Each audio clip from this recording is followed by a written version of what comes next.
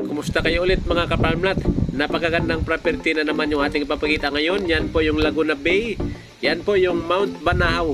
Yan o. Kitang-kita po mga kaparmlat. At ang good news, maraming pananim ang ating lupa ngayon.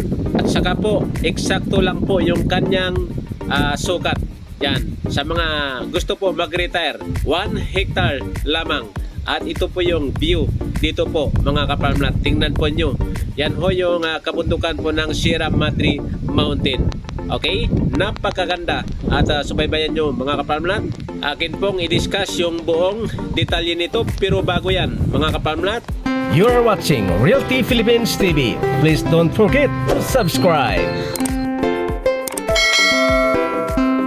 ayan mga kaparmlat. Ito po yung mga nakatanim dito. Marami pong niyog, dalandan, guyabano, lansones, at iba't iba pa mga kaparmlat. At ito po ay naka-frontage po sa Barangay Road. Almost po nasa 80 meters. Ito po ay OCT or Original Certificate of Title. Yung hawak nilang dokumento mga kaparmlat. Clean title mga kababayan. At bago yan mga kaparmlat, yan, ito po yung mga guyabano.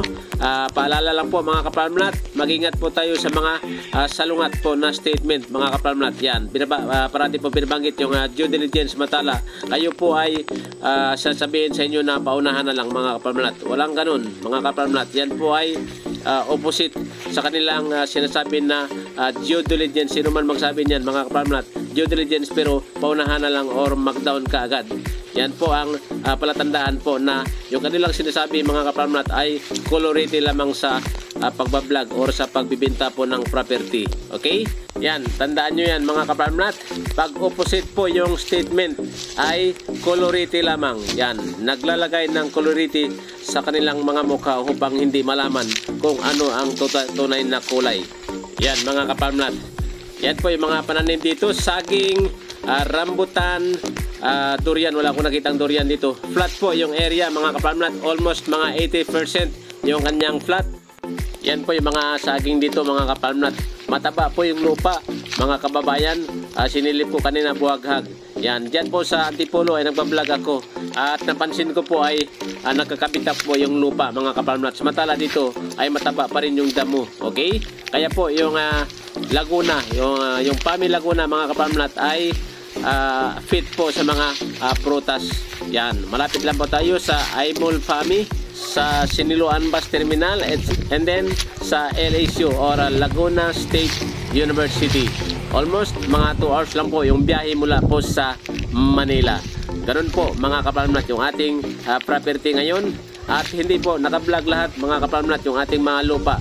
Yan mga kaparmlat, tingnan po nyo. Napakataba po ng damo. Kaya sa mga interesado po na gusto po magkaroon ng kambingan, mga kaparmlat, mag-alaga ng kambing and then livestock po na manok at saka baboy.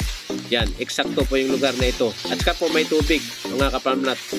Sisiguraduhin ko po sa inyo may tubig and then naka-frontage po sa Barangay Road.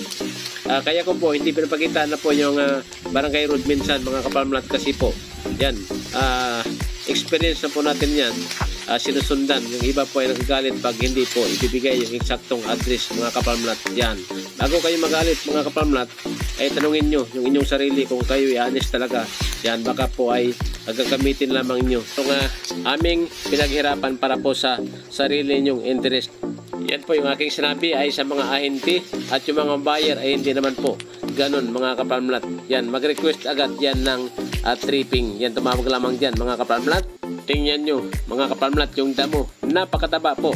Lagpas tuhod po yung damo habang tayo naglalakad ngayon mga kaparmlat. Medyo nakakatakot din minsan. Okay?